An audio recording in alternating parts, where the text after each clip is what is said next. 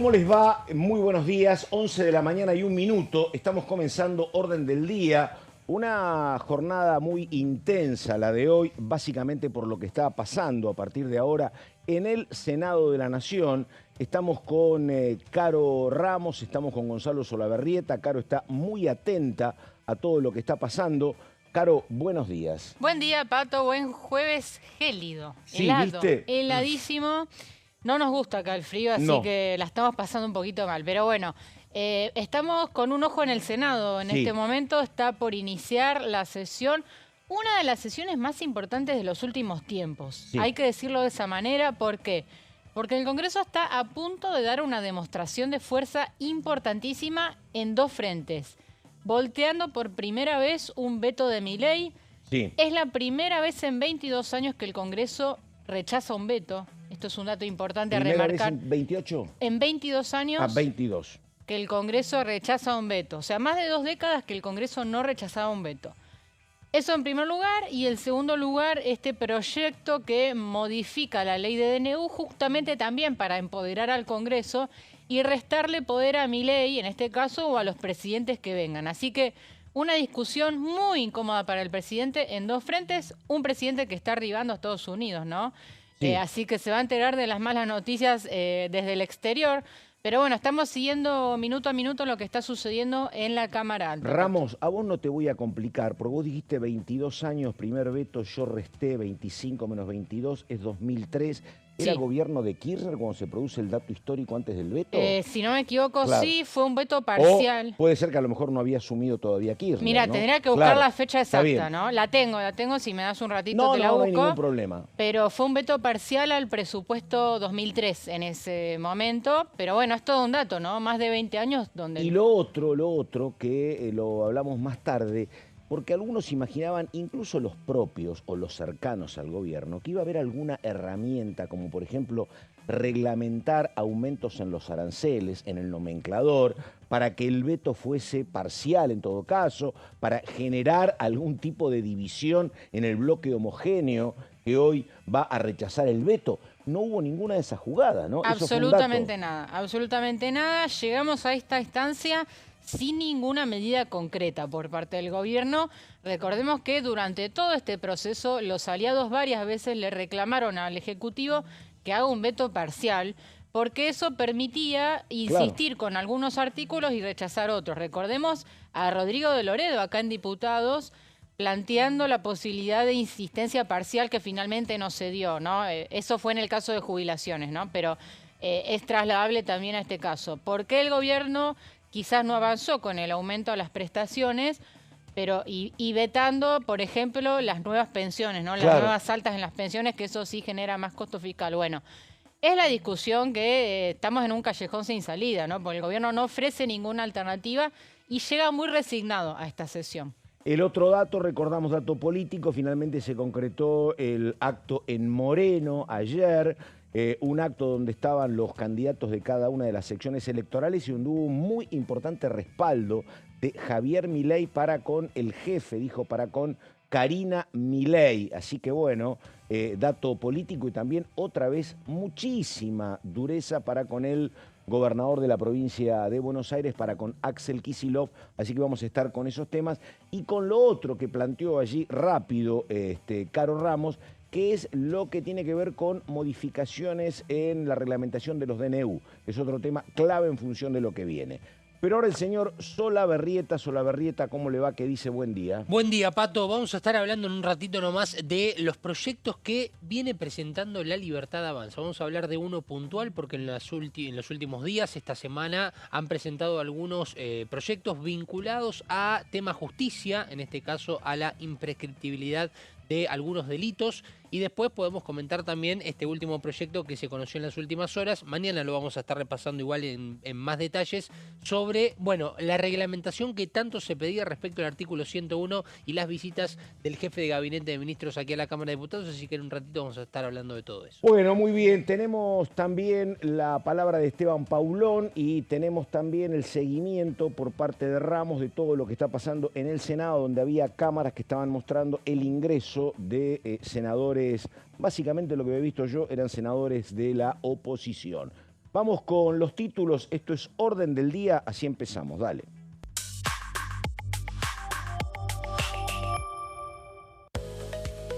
Recordamos, Comisión de Peticiones, Poderes y Reglamentos se reúne a partir de las 2 de la tarde para la creación de la Comisión Especial Bicameral Investigadora del Fentanilo. Ahí está la titular de la comisión, la diputada Los Penato.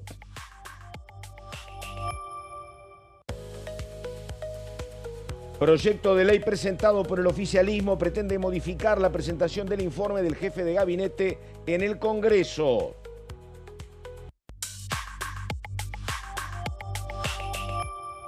Y recordamos el dato importante del día martes. Se reunió la comisión investigadora del caso Libra. Aprobaron el reglamento interno de funcionamiento donde si no comparecen los convocados pueden ser citados con la colaboración de la fuerza pública. Recordamos una comisión donde ayer hablaba con un diputado del MIT, Falcone, hablando de que tienen a partir de ahora muchos elementos y muy conforme con el funcionamiento de la comisión, que parecía como aletargada, dormida, y sin embargo se ha puesto en marcha. Él decía, esperemos para evitar susceptibilidades que los convocados vengan y expliquen. Sí, pero bueno. Falcone fue uno de los que dio quórum, Pato, claro, en la reunión de la Comisión Libra, cosa que fue una novedad, porque bueno, uno a Falcone lo ubica del bando del oficialismo y aliado, ¿no? Lo mismo Campero, de Tucumán, también dio quórum, así que son dos diputados que están como marcando distancia también, ¿no? Bueno, sí, yo hablaba los otros días de eso, ¿no? Porque básicamente Toto Caputo dice que están combatiendo contra lo que es el kirchnerismo en el Congreso.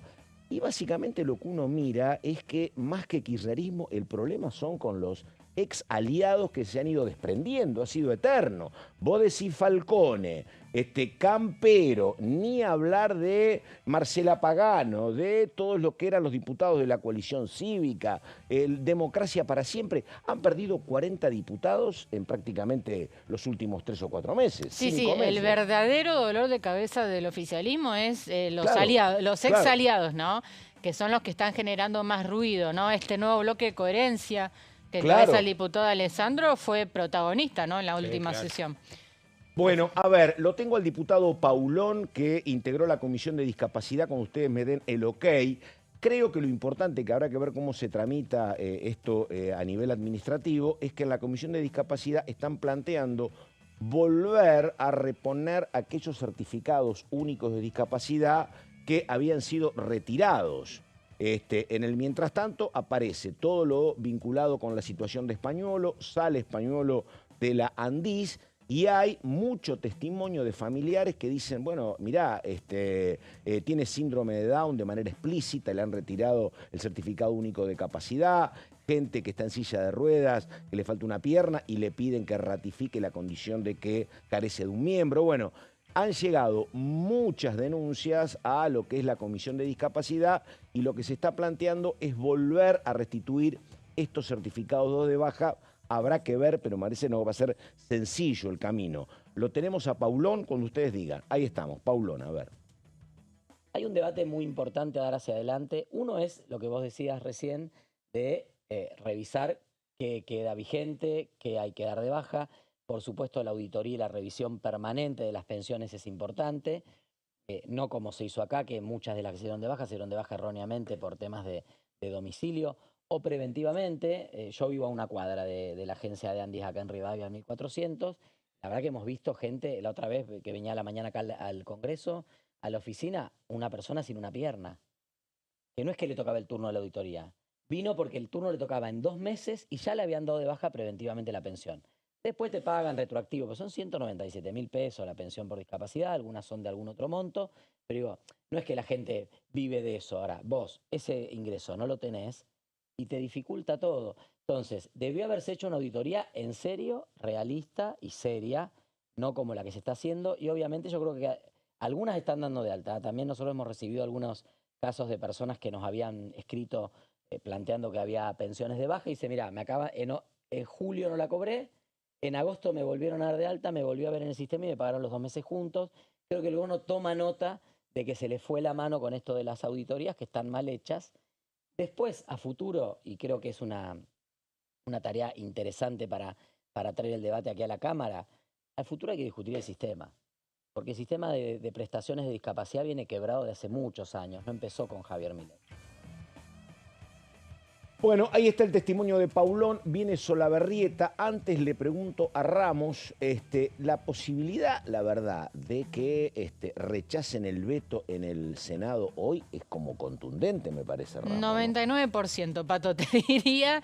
A ver, estaba viendo imágenes, en este momento se están sentando los senadores ya en sus bancas para iniciar la sesión. Una sesión que, recordemos, no va a ser presidida por Victoria Villarruel. ¿No? ¿Por qué? No, porque está está a asumiendo cargo de el Poder presidente. Ejecutivo ante el viaje de Milei a Estados Unidos, así que va a estar siendo conducida por Bartolomé Abdala, el presidente provisional Menos del mal Senado. que, como decís vos, hay notoria, abrumadora, casi mayoría opositora. Imagínate que estuviesen 32 o 32 y se tiene que bajar la presidenta, sería un voto que pierden, en este caso el del presidente, pero podría votar eventualmente el presidente, ¿no? Claro, Abdala en este caso votaría, podría votar, porque sigue siendo senador. El que desempata, claro. Pero no va a suceder porque no va a haber empate, digo. Claro. Recordemos que esta ley, lo vamos a repasar en el bloque siguiente, pero ya tuvo 55 votos a favor y se necesitan mínimo 48, así que ya estamos superando ampliamente la mayoría necesaria. Bueno, señor Solabarrieta, todo suyo, diga, a ver. Bueno, vamos a hablar, Pato, de un proyecto que se presentó esta semana por parte de algunos diputados de La Libertad Avanza. Fueron 10 exactamente, con el apoyo nada más y nada menos que del presidente del bloque, Gabriel Bornorori. Y tiene que ver con, bueno, más allá de la actividad dentro de la Cámara y con la presentación de proyectos con intenciones políticas, lógicamente, del bloque oficialista, de modificar o en realidad agregarle un artículo a la Constitución y en este caso al Código Penal, porque se trata de la imprescriptibilidad de algunos delitos puntuales que no está pueden buscando... hacer un proyecto con este nombre, y no pueden arrancar así, la verdad, si quieren que lo discutamos. Claro. Cámbienle el nombre. El nombre, exactamente. Arranquen por Sí, otro sí, lado. sí, así que no. arranquen por otro Yo lado. me niego a leerlo. En la acción penal, en este caso en varios delitos, ahí vemos la presentación de este proyecto que tiene, a ver, dentro del listado a todos estos diputados de La Libertad Avanza, que son 10, entre ellos, bueno, Álvaro González, lo vemos a Santiago Santurio, Gabriel Bornoroni, vemos también... No, Álvaro Martínez, no González. Álvaro Martínez, perdón, exactamente, Gabriel Bornoroni, Carlos Zapata, también que estuvo presente, Cecilia Ibáñez ya como diputada de La Libertad Avanza, recordemos que se fue del MID hace poco tiempo atrás. Volvió exactamente, volvió a La Libertad Avanza. Bueno, Manuel Quintar, el apoyo de Manuel Quintar, que en este caso es una de las de los diputados que en cuanto a lo que tiene que ver con justicia tiene una cierta influencia, y Romina Díez, entre otros. Bueno, este es el listado de los diputados que apoyan este proyecto. Vamos a empezar a visualizar un poco las características principales que tiene el mismo. En este caso, bueno, delinea, en este caso... Vamos a hablar del artículo 62, placa, ¿sí? De la segunda está, placa. sí. Artículo 62 del Código Penal. ¿Qué es lo que dice? Bueno, delinea, básicamente, explicándolo, la prescripción de la acción penal de algunos delitos. Como, por ejemplo, a los 15 años, en delito cuya pena fuere de reclusión o prisión perpetua, bueno, esto prescribe, ¿no? Si hay nuevas investigaciones. Y ahora demás. quieren que no prescriba. Lo que quiere claramente es que no haya prescripción, pero justamente en algunos delitos. Vamos a repasar la siguiente placa, en este caso, para continuar con el repaso. Ahí está. La intención de esta iniciativa que proponen los diputados de La Libertad Avanza es agregar un artículo 62 bis que aclare que quedan sin la prescripción, básicamente, los delitos de homicidio doloso, de robo seguido de muerte y de secuestro seguido de muerte. Puntualmente es hacia donde apuntan los diputados. Vemos la siguiente placa para continuar. Recordemos que ayer algo igual le consultábamos, ¿no? Al diputado Carvajal, especialista en estos temas vinculados a la justicia. Uno de los fundamentos dice que las investigaciones por delitos de esta naturaleza suelen enfrentar obstáculos significativos, ¿no? Dentro de la investigación. Ocultamiento deliberado de pruebas, intervención de organizaciones criminales o dificultades técnicas que demoran la determinación de las responsabilidades. Por eso lo que dice es que en estos casos, y bien citaba por ejemplo el caso de la casa de Coglan, del barrio de Coglan en la ciudad de Buenos Aires, que tuvo un cierto reconocimiento este asesinato, recordemos y el entierro Sí, básicamente porque de un nos un enteramos chico. que al lado vivía Gustavo Cerati. Hoy si día no- Gustavo Cerati, empezó a trascender un poco más la noticia. ¿Y qué pasó? Claro, se está investigando, se fue a buscar a uno de los presuntos Pero está prescrito, asesinos, ese delito está pero está prescrito. prescrito el delito. Entonces, Sí, bueno. a lo que apunta justamente es que en estos delitos puntuales que mencionábamos, la Libertad Avanza apunta con estos diputados a la presentación de este proyecto, que veremos en definitiva si tiene su diálogo en las comisiones para que salga hacia adelante. Un poco me parece que es la intención dentro de los proyectos que se van presentando, en el medio también de una campaña política, es cierto, Pato, que están puestos los focos allí, pero al mismo tiempo que en diputados se presentan este tipo de iniciativas por parte del oficialismo. Muy bien, señor. Digo, consenso con la oposición, cero me parece acá, ¿no? Y en este caso es muy reciente la Está bien. presentación del mismo, habrá Bien. que ver en definitiva, lo dijo ayer Carvajal, es un tema para debatir. Cuando le preguntaba fuera Sí. de aire, le consultaba respecto a este tema, y me decía, es un tema debatible, que en algunos puntos puede tener alguna diferencia, pero no me parece algo que pueda llegar a, que no Está pueda bien. llegar a buen puerto. Bueno, Así veremos. que hay que estar atento. Bueno, Ramos, dice Ramos, estuve trabajando todos estos días en todas las canchas. El Congreso te obliga, ¿no? Porque hay ¿viste? actividad permanentemente. Sí, sí, y además, viste que es muy difícil predecir, porque uno imaginaba que a lo mejor como estamos cerca de las elecciones, iba a decrecer la actividad. Pero el tema es que, claro, me parece que el dato es el que hablábamos antes, ¿no? Este es un gobierno que estaba sostenido al comienzo de su gestión, te diría que sorpresivo y gratamente por un grupo de aliados que acompañaron a ver qué pasaba. Esos aliados se fueron perdiendo, están todos juntos o casi todos juntos los opositores, han dejado de considerar al peronismo como contagioso, y entonces sobrevuelan todos estos proyectos. Discapacidad, Libra, el DNU, todo junto me parece, ¿no? Sí, hace rato que venimos marcando que la agenda parlamentaria la monopoliza la oposición. Esta semana vamos a un repaso rápido, si querés. Tuvimos caso Libra, se reactivó la comisión investigadora con muchísimas citaciones a testigos y esta posibilidad que vos adelantabas del uso de la fuerza pública, que solamente regiría para funcionarios, no para todos. Esto Sí, hay que aclararlo. me dijeron que esto puede ser un resguardo jurídico para la secretaria general de la presidencia. Podría ser, porque dice que podría ser esta cita por la fuerza pública Sí. para ministros, pero no para secretarios. Es No, un no, camino... Karina es funcionaria. Funcionaria. Es No hay- funcionaria, le está. cabría. Está bien. Lo que no está muy claro es qué tolerancia van a tener. Digo, Claro. si falta una vez, ya la van a citar por la fuerza pública, van a dejar pasar una segunda vez, digo, porque es claro que no va a venir, ¿no, Karina, a declarar? Aparte de eso, muchísimas otras medidas de prueba, como por Sí, ejemplo claro. oficios a la justicia, a las billeteras virtuales, un cuestionario escrito al propio Milei también, que tienen que responder en 5 días hábiles. Bueno, ese es uno de los frentes. El otro de Libra. los frentes es el tema de Que, discapacidad. perdóname, el gobierno consideraba que el tema Libra iba a estar muerto hacía 2 meses. Es lo que siempre Claro. intentó, ¿no? Dar por enterrado el tema, pero bueno, para la oposición hay muchísimos Bueno, cabos uno sueltos. Libra, segundo. Discapacidad. El tema no se agota hoy en el Senado con el No. tema del veto, porque acá en diputados están queriendo avanzar con pedidos de interpelación, que fue lo que se trató esta semana en la Comisión de Salud y en la de Discapacidad. Acá el problema, Pato, ¿Interpelaciones a quiénes?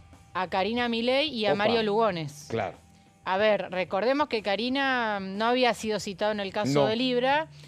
Y Lugones, si no viene, a ver, ya tenemos el antecedente que Caputo no vino a declarar por Libra. ¿Te acordás que también había También. sido citado?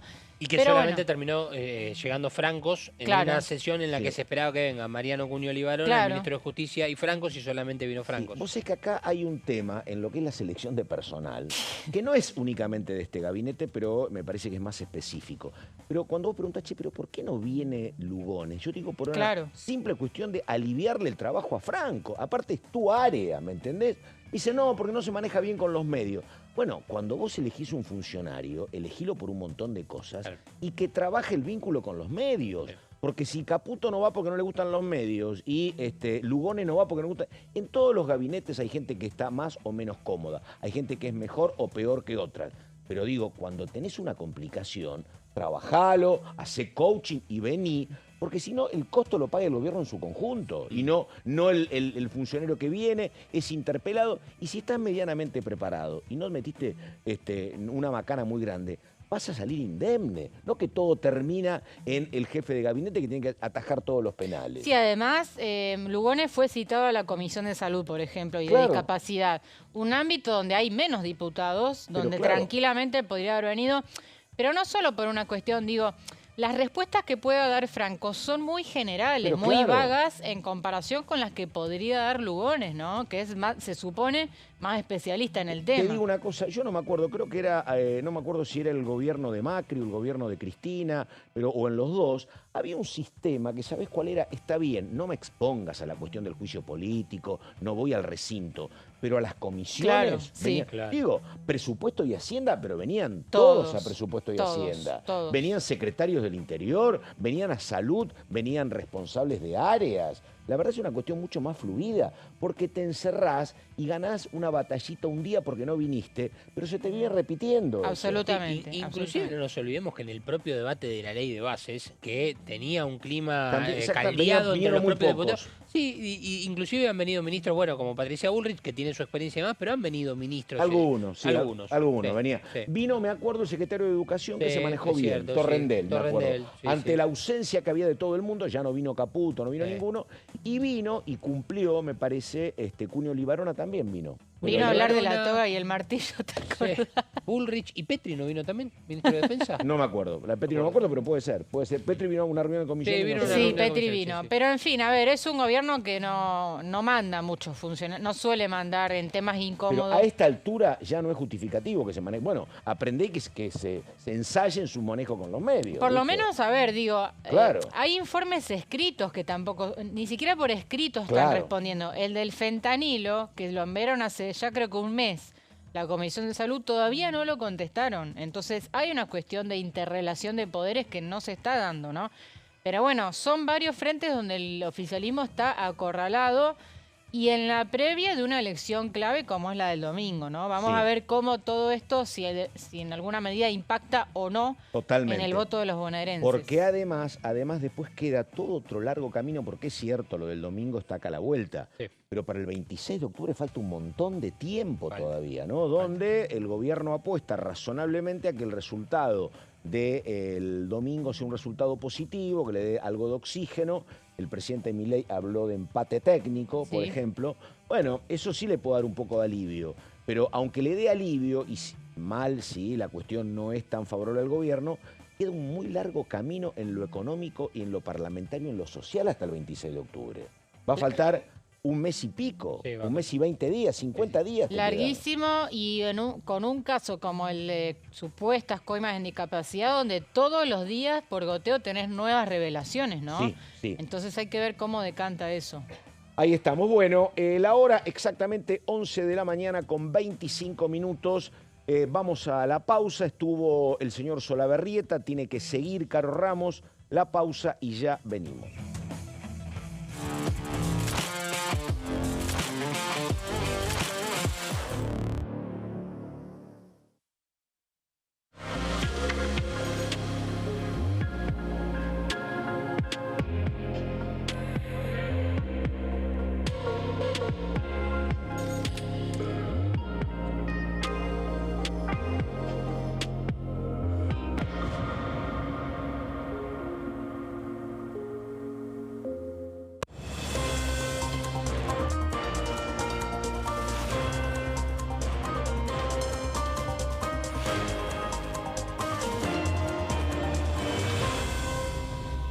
Consenso, de lunes a viernes, 12 horas.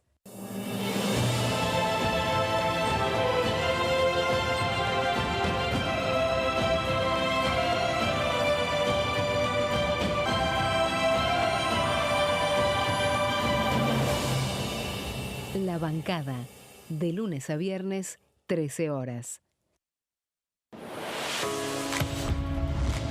¿Cómo funciona el Congreso? Cuando un proyecto de ley ingresa a la Cámara de Diputados, ya sea presentado por un legislador, enviado por el Poder Ejecutivo o producto de una iniciativa popular, se trata primero en el ámbito de las comisiones. Las comisiones son el espacio de análisis y debate sobre los proyectos conformadas por legisladores de distintos bloques. Hay 46 comisiones permanentes que son centrales en la discusión parlamentaria, como Presupuesto y Hacienda, Asuntos Constitucionales o Legislación General. Existen también 32 comisiones especiales que tratan temas específicos. En su mayoría son bicamerales, es decir, que están compuestas por diputados y senadores, como la bicameral de trámite legislativo, encargada de analizar los decretos del Poder Ejecutivo. Para que un proyecto sea tratado en el recinto, debe contar con el apoyo de la mayoría de los integrantes de las comisiones a las que haya sido girado. Al finalizar una reunión de comisión, se dictamina sobre la pertinencia de tratar el proyecto en el recinto. El dictamen puede plantear la aprobación del proyecto o su rechazo.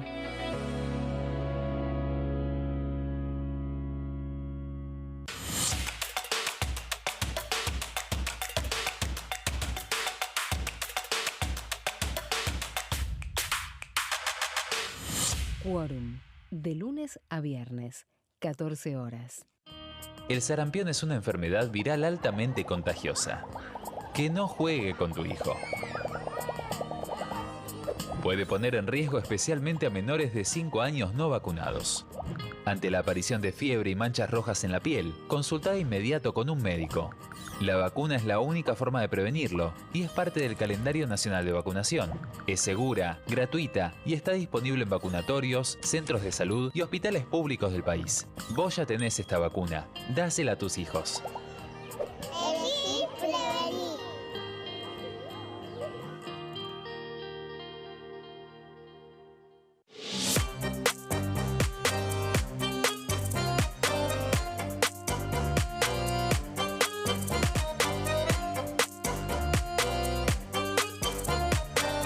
Plenario. De lunes a viernes, 15 horas.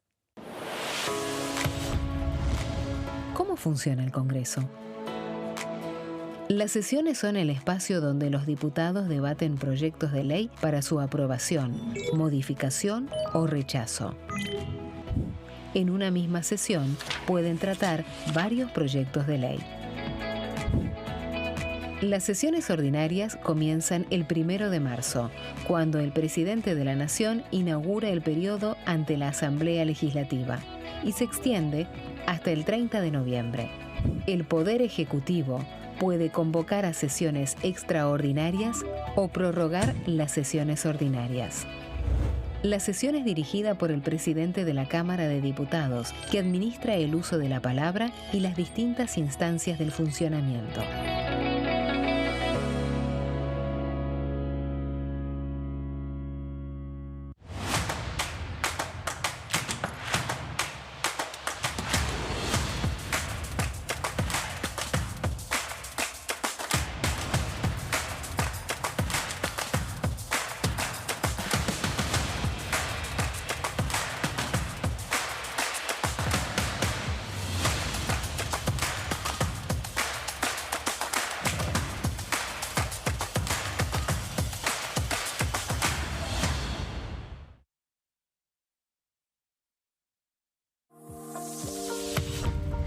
¿Qué función cumple el Congreso? El Congreso ejerce su función legislativa a partir de la deliberación y sanción de leyes que busquen el bien común de todos los habitantes. Durante 2024 se sancionaron 44 normas de enorme trascendencia, como la Ley Bases y Puntos de Partida para la Libertad de los Argentinos, la Ley de Medidas Fiscales Paliativas y Relevantes y la Boleta Única de Papel. La Constitución Nacional determina las atribuciones del Congreso, las cuestiones sobre las cuales puede y debe legislar, así como sus limitaciones. También establece la relación entre los distintos poderes, que es fundamental para equilibrar el sistema republicano. Además de legislar, El Congreso tiene la función de ejercer el control del Poder Ejecutivo, entre otras atribuciones. Ese control incluye el pedido de informes, las interpelaciones, la actuación de la Auditoría General de la Nación, dependiente del Congreso, la posibilidad de solicitar juicio político y la aprobación de las cuentas de inversión. Desde la reforma constitucional de 1994, el jefe de gabinete de ministros tiene la obligación de concurrir periódicamente al Congreso para informar acerca de la marcha del gobierno. Este informe se realiza alternadamente en cada Cámara del Congreso.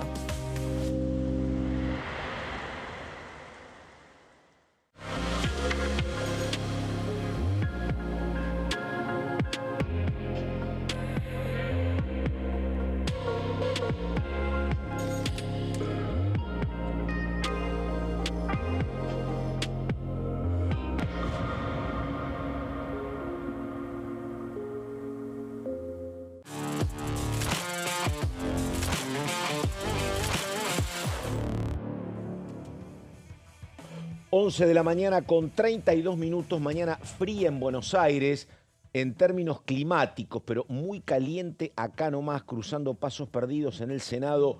Ramos, cuente qué está pasando. Sí, Pato, bueno, en breve vamos a tener imágenes de la sesión en el Senado que empezó hace unos minutos y en este momento, mira, ahí la vemos hablando a la senadora Carolina Moisés, mi tocaya Moisés.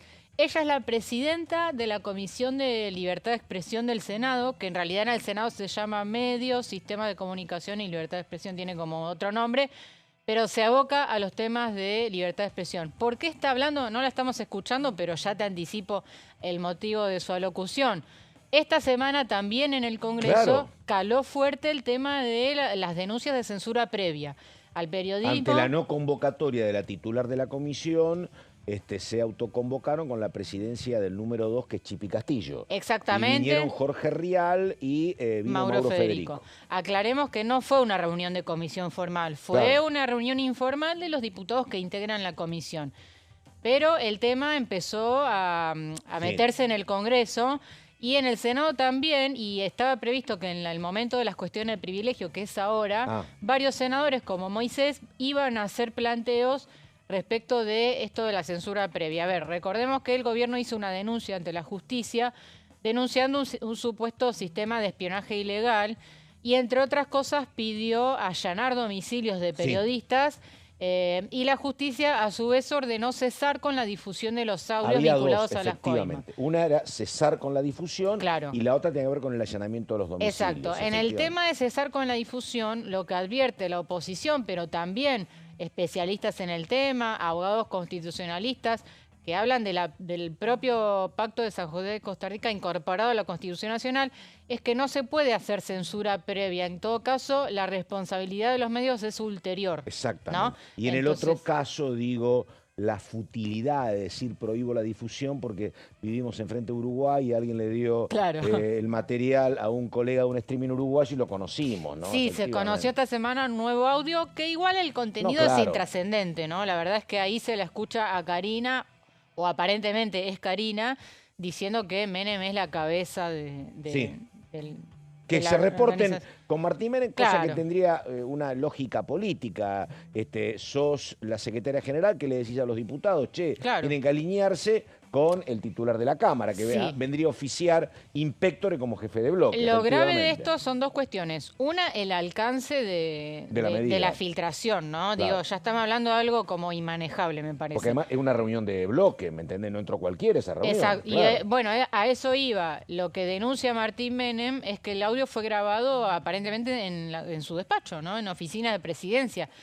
Entonces, bueno, en toda esta situación se cuela en el debate, es como una discusión paralela, ¿no? En el tema de discapacidad, el tema de la censura previa a periodistas. Un bloque donde además no resultaría tan alocado que se haya filtrado a alguien que difundiera ese material, porque es un bloque que desde el vamos terminaron echándolo al primer presidente, que era Oscar Sago. Después con Sago se fueron 2 diputados más. Después vino el problema con Marcela Pagano y después vino la escisión del bloque Coherencia y antes vino el problema y la discusión a los gritos acá con la diputada sanjuanina, Rieta era, ¿no? Mendocina. Mendocina. Sí, Así que, a bueno, ver, es has tenido una sucesión de crisis que habilitarían alguna grabación, me parece. Bueno, ¿no? ahí tenés varias sospechas, nada confirmado, ¿no? No. Pero que los diputados se grababan entre sí, que iban en las reuniones de bloque a grabarse. Bueno, incomprobable, ¿no? Al menos no es algo que se pueda saber. Tuviste el episodio del megáfono, el episodio del agua, ¿no? Es un bloque que Así viene una de interna en convivencia, interna. Claro. Sí, exactamente. Pero bueno, después de este momento de cuestión de privilegio, ya va a empezar, Pato, el debate sobre el tema del veto Sí. en discapacidad, que va a ser el ver. primer tema fuerte, ¿no? de la sesión del Senado. Bueno, tenemos las placas y Sí. donde está primero la sesión ordinaria que acaba de comenzar con cuestiones de privilegio y vamos a la placa número 2. Vamos a la 2, Donde recordamos. vos ya planteabas lo que había pasado en la votación original. Sí, ¿no? recordemos brevemente en la votación original del Senado, si tenemos la plaquita 2. Ahí están. Ahí va. Obtuvo 55 votos afirmativos la ley de discapacidad. Recordemos que si están todos los senadores presentes, los 72, el número necesario de 2/3 serían 48. Creo que sobran 7. Acá tuviste 55, Claro, o sea, sí. superaste ampliamente. Y acá el dato es que hubo 17 ausentes, que algunos de esos ausentes pueden llegar a estar hoy votando a favor. Por ejemplo, Mónica Silva de Río Negro, ¿no? Estuvo ausente y ahora imagino que va a venir a votar a favor de la ley. Otros ausentes hay que ver qué pasa, pero lo tengo en otra placa más adelante. Pero bueno, es una sesión donde todos están mirando quiénes faltan, quiénes votan en contra, ¿no? Te hago una pregunta, perdóname, Ramos. Es muy difícil, yo no sé, y no sé si vos lo sabés, pero esta estrategia del gobierno, ¿qué denotaría? Porque me parece que hay dos opciones. Una es impericia, notoria impericia, para no hacer algo cuando ves que ya tuviste 55 votos en contra, y decir, bueno, che, no quiero repetir esto, busco algo a través de alguna medida administrativa, como te aconsejó María Eugenia Vidal, yo busco reactualizar lo que son los pagos a los prestadores, intento algún camino de diálogo que, bueno, no lo hago, por eso sería impericia, o hay una exacerbación de la dureza, es decir, yo de acá no me muevo y no escucho, y entonces yo acá me quedo firme y que pase lo que tenga que pasar. Hay una principio de revelación, sí, ¿no? Hay una combinación de las dos cosas, pero yo pienso esto que vos decís, como morir en la nuestra, ¿no? Sería como, no quieren mostrar que ceden. En la ley base, recordemos, al principio el gobierno estaba intransigente hasta que se dio cuenta que si no negociaba algunos artículos se iba a chocar contra la pared, ¿te acordás? En esa primera etapa. Entonces ahí tuvo que negociar, pero recuerdo al gobierno haciendo malabares para no decir que estaba negociando, para no decir que estaba cediendo. Ellos querían demostrar que seguían firmes con su ley base. Bueno, acá es algo similar, ¿no? Quieren demostrar que van a ir hasta el final con sus convicciones. Ahora, es una cuestión filosófica interesante, ¿no? Pero el ceder es una parte constitutiva de la vida. Absolutamente. Uno vive cediendo, ¿no? Uno cede cuando trabaja con alguien, uno cede en su vida de pareja, cede en su relación con los hijos, cede en su trabajo. Si no, es imposible. Y en política, pero digo, para nada, para la mínima comisión investigadora o por la iniciática militancia política en la universidad, vos tenés que ceder. Nunca sos el dueño de todo, Y ¿no? sobre todo en un Congreso que te es adverso, ¿no? Donde tenés muchas otras fuerzas políticas representadas y bueno, para lograr resultados, algo tenés que ceder. Bueno, Sí, no bueno, es la nada. posición del oficialismo, ¿no? Sí. Volvemos a la placa, recordando brevemente que en diputados la insistencia en la ley obtuvo 172 votos afirmativos, 73 negativos y solamente 2 abstenciones. Vamos a la próxima placa con 4 caritas como a modo de ejemplos de distintos escenarios y de distintas situaciones. Vemos, por ejemplo, a Luis Juez del lado izquierdo. Un Luis Juez que se mostró absolutamente sensibilizado, Pato, con este debate a raíz de la situación personal y familiar que todos conocemos. Su discurso en el debate de este tema un poco fue viral, ¿no? Se compartió en todos lados. Y un poco acá lo que está marcando es, bueno, yo no tengo margen para votar otra cosa en este tema. No me pidan que apoye el veto en un tema como este. Claro. Recordemos que el juez tiene una hija, Milagros, que padece de parálisis cerebral. Por lo tanto, acá un poco, más allá de su amistad personal con Milei, dice, yo acá no puedo desmarcarme. Así que Luis Juez hoy va a estar rechazando, ¿no?, el veto en discapacidad. Después, Eduardo Vicchi, que lo traje como ejemplo... Claro. Porque lo nombraste ayer, creo vos, o los otros días, antes de ayer. Lo nombramos el lunes, creo. Era muy cercano al gobierno, porque era muy cercano también a Valdés. Exacto. Bueno, lo traje justamente por eso. Vicchi fue un aliado clave del oficialismo en este tiempo, pero todo empieza a crujir cuando no se puede lograr en Corrientes una alianza entre la Libertad Avanza y Valdés. Y un poco consecuencia de eso es que Vicchi ahora está mostrando posiciones un poco diferenciadas. Claro. Él ya votó a favor de la ley de discapacidad y uno espera que hoy haga lo mismo, ¿no? Entonces acá un claro ejemplo de las consecuencias del fracaso de los armados provinciales, Me interesa muchísimo lo de Angeli, porque es un hombre criado y crecido bajo la conducción política de Macri, ¿no? Macrista puro. De Angeli se ausentó en la votación de discapacidad. Bueno, vamos a ver, no lo tengo confirmado, pero tanto De Angeli como Zimmerman... Son dos, Zimmerman de Chaco, son dos donde aliados. Hubo un acuerdo sí entre Esdero y la Libertad Avanza. En Chaco sí hubo un acuerdo y en este caso puede deducirse que en función de ese acuerdo Zimmerman se ausentó en la votación original, como diciendo no voy a incomodar al gobierno en este tema, tampoco estoy para votar en contra de una ley como esta, me ausento. De Angeli lo mismo, se ausentó. Recordemos que en esa sesión fue cuestionada por el oficialismo, recordás que decían que era inválida, porque no había habido convocatoria, etcétera. Entonces varios senadores se ausentaron también en solidaridad con la Libertad Avanza, compartiendo esa argumentación. De Angeli pudo haberse ausentado también por ese tema, como diciendo, bueno, yo comparto este argumento, voy a ir con el oficialismo en este caso, no voy a acompañar la validez de esta sesión. Ahora, te digo, estaba pensando mientras te escuchaba atentamente, qué decisión complicada para el gobierno, Ramos, porque imagínate que el gobierno hubiese dicho, mira, es un tema de mucha sensibilidad, las encuestas me dan mal, a la gente le preocupa casi más la falta de sensibilidad que los casos de corrupción, yo no voy a vetar la emergencia en discapacidad. Y te evitás esto. Pero claro, habría que ver cómo se interpreta, porque también se puede interpretar como una derrota seria del gobierno frente, si querés, encomillado, a la casta que empieza a poner en peligro el equilibrio fiscal. Entonces, la verdad, los dos lugares son muy complicados para el gobierno, porque en el primero se te iban a quejar los mercados, al final aflojaste. Y en el segundo, ves cómo se te acumulan adversarios. Hasta Luis Juez te vota en contra. Y es una votación por goleada. Son dos caminos entre Guatemala y Guatepeor. A ver, ¿qué vamos a escuchar hoy, Pato, de parte del oficialismo? Dos argumentos. Uno, que la oposición, según ellos, se agarra de causas nobles para intentar desestabilizar al gobierno, ¿no? Con estas leyes que atentan o atentarían... No sé si quieren desestabilizar, pero son causas nobles.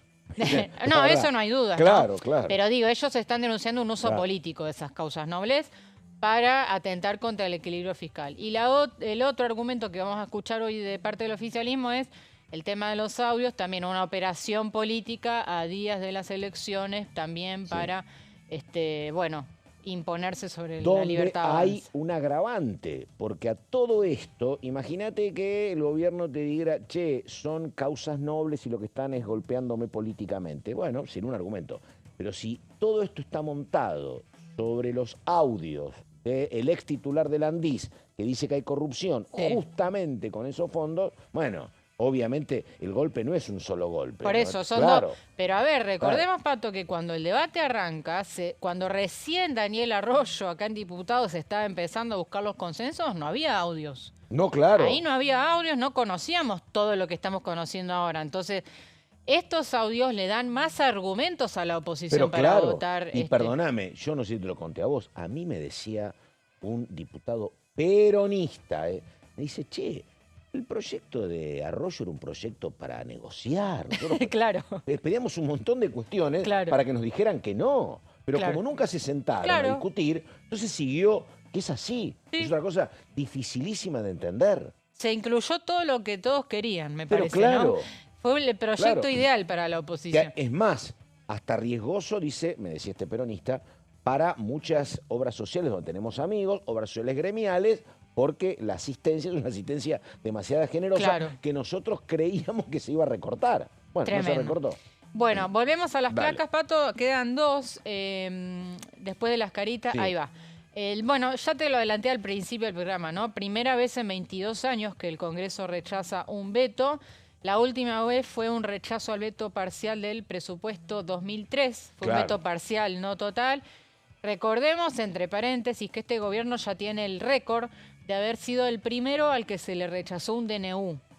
El DNU del año pasado que aumentó los fondos de inteligencia, los fondos reservados. Sí. Así que, a ver, digo, el Congreso está dando muestras de fortaleza en esta gestión. Ayer Daniela Romero me dice, y tiene razón, bueno, me dice, no va a decir otra cosa. Es cierto, pero a mí me hizo mucho ruido el senador Mayans, que no es un senador cualquiera, diciendo, yo tengo la íntima convicción de que el gobierno no va a presentar el presupuesto.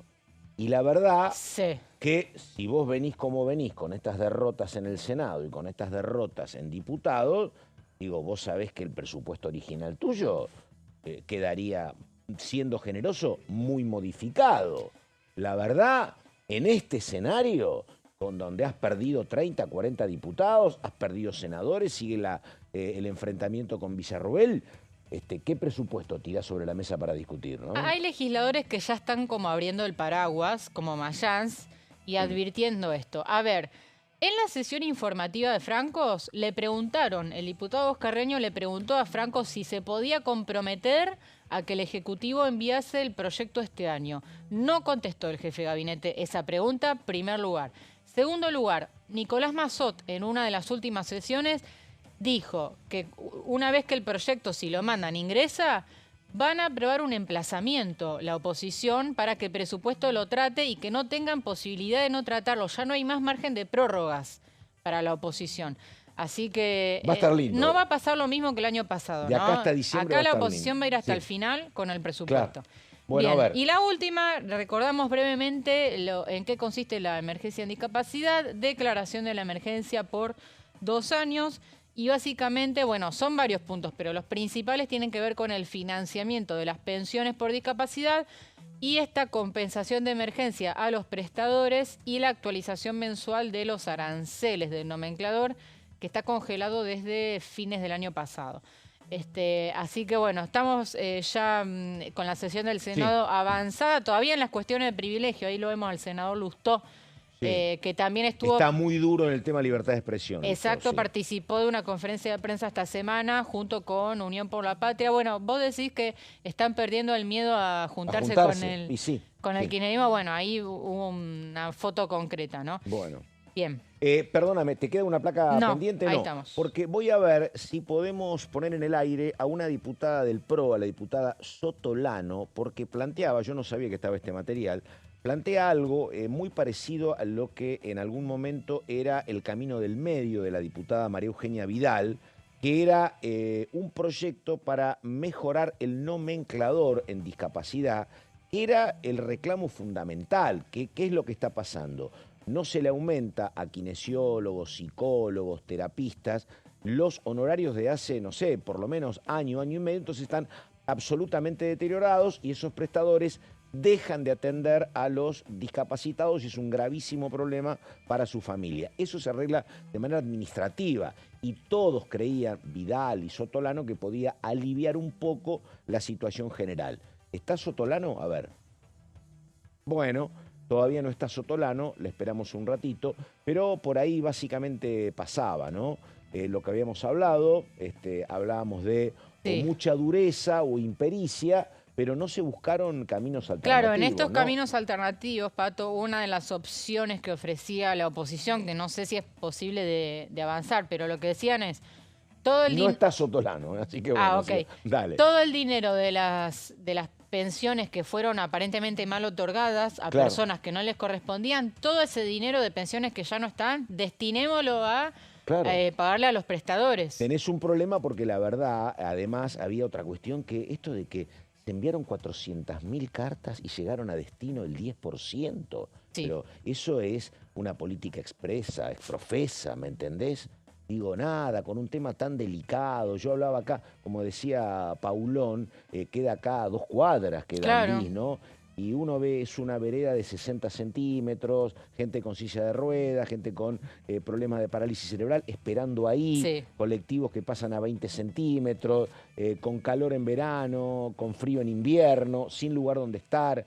Una cuestión que era elemental manejarla de otra manera. Sí, y hay ¿no? que decir, Pato, también que el reclamo se hizo notar en las calles, ¿eh? Organizaciones de discapacidad que hasta el momento no las habíamos visto tan claramente, ¿no? Hubo muchas movilizaciones, no solo acá en Capital, sino en varias ciudades del interior del país. Muy movilizado el colectivo de discapacidad, así que de alguna manera la ley sancionada también pertenece, ¿no? Sí. al colectivo. Y después, esa discusión donde nunca hubo datos, yo digo, era más o menos como el caso del Garrahan. Bueno, hay gente en el Garrahan que no trabaja, bueno, mostremos datos y avancemos. Acá, por ejemplo, esa discusión que es interesante, a ver, ¿es o no mayoritaria la cantidad de certificados de discapacidad que hay en la Argentina respecto a otros países? Tampoco quedó saldado.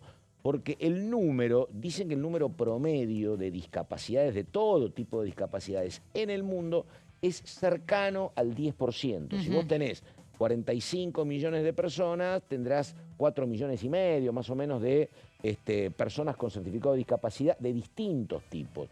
Son trabajos que no datan de ahora, son trabajos que hizo en su momento Gabriela Michetti. A Michetti le daba un poquitito menos, pero también el PRO insistía, no, que había mucho. Y no, cuando vos mirás, después vas a ver, la otra cuestión es si tienen que cobrar o no un certificado de discapacidad. Claro. Es un certificado de discapacidad de 280.000 pesos. Pero digo, tampoco se aclaró nada respecto al número. No es que haya un número exorbitante de aquellos que reciben estos planes. Pero bueno, perdón, estos planes no, estos certificados de discapacidad. Sí, Así que faltó nada. evidencia, faltaron números, tampoco hubo demasiadas precisiones en la visita de Franco la semana pasada, no hubo funcionarios, volvemos a lo mismo, ¿no?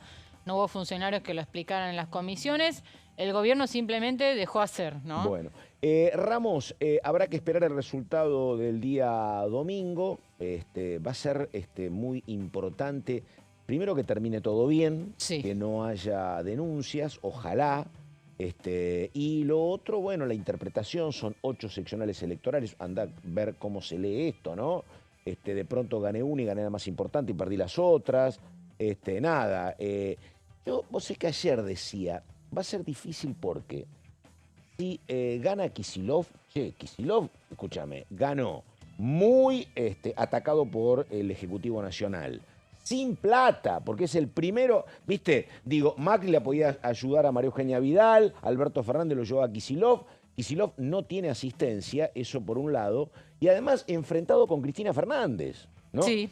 O sea que la verdad es un enorme mérito. Y por otro lado, si los libertarios hacen una elección de 40 a 42 puntos, a 2 años de llegar al poder, con esta política de ajuste, devorándose al PRO y a los radicales, también ¿Vos es un lo ves ese exitazo. escenario? No sé, pero las encuestas los dan a los libertarios. Las encuestas están dando Sí, mucha oscila. paridad. Tampoco las encuestas, viste, uno se va a inmolar en siempre el altar de las fracasan, Pato, encuestas. claro. Y el otro dato, que habrá que verlo también, sale un poquito de la izquierda, muy baja performance de las otras opciones, ¿no? De las terceras vías, ¿no? Sí. Ahí estamos. Ella es Carolina Ramos, completísima, trajo de todo Ramos. Por nuestra parte, nada más. Gracias. Enseguida la continuidad de DTV. Chau, chau.